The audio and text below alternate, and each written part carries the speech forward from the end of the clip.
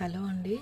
Actually మీకు savings చెప్తూ ఉంటాను కదా. నేను ఆయిల్ ప్యాకెట్స్ అయినా సరే జనరల్గా దీపం ఆయిల్ బాటిల్స్ దొరుకుతాయి, అవి కాస్ట్ ఎక్కువ అని చెప్పేసి ఇలాగ ప్యాకెట్స్ అయితే తక్కువలో వస్తాయి ఎక్కువలో తీసుకుంటేని ప్యాకెట్స్ తీసుకొని ఇలాగ ఏదైనా టిఫిన్ పెట్టేసి పోస్తుంటాను.